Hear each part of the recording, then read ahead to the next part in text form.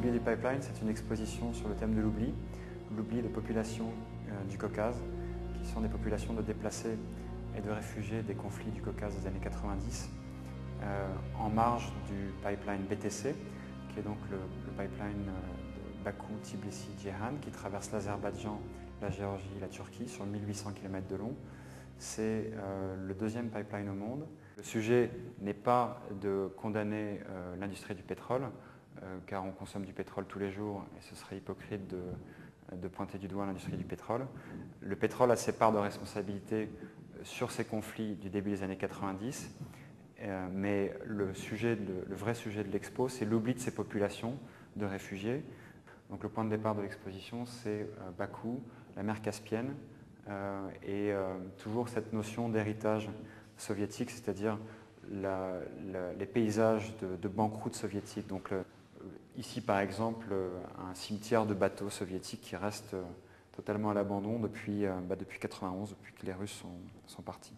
En Azerbaïdjan, c'est 600 000 réfugiés du conflit au Haut-Karabakh. Le Haut-Karabakh, avec la chute de l'Union soviétique, a voulu son indépendance et donc un conflit a éclaté en 1992.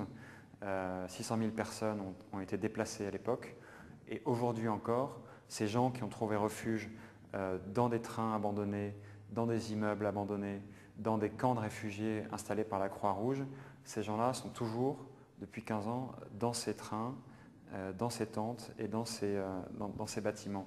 Sur ce mur, j'ai en fait installé les reproductions des tombes d'anciens combattants du Haut-Karabakh.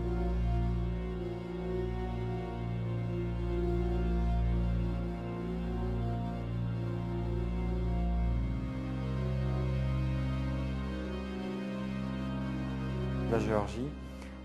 Le pipeline passe par la Géorgie pour contourner l'Arménie, qui n'est pas un pays ami avec l'Azerbaïdjan, donc le BTC a été obligé de contourner l'Arménie par le nord.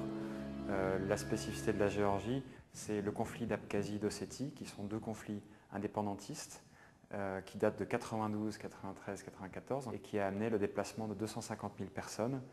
Ces personnes ont été logées dans les hôtels et n'ont pas bougé depuis. Donc, nous avons rencontré une vieille dame qui est dans le même état que celle-ci, qui est donc une personne qui a eu une attaque cérébrale, paralysée depuis 4 ans, vit au 10e étage d'une tour sans ascenseur, n'a pas de chaise roulante, et vous réalisez en tant que photographe qui visite cette personne et qui va repartir au bout d'une heure de discussion, que cette personne n'a jamais quitté sa chambre et n'a pas les moyens de descendre au rez-de-chaussée. Et pour moi, c'est le symbole absolu de l'oubli.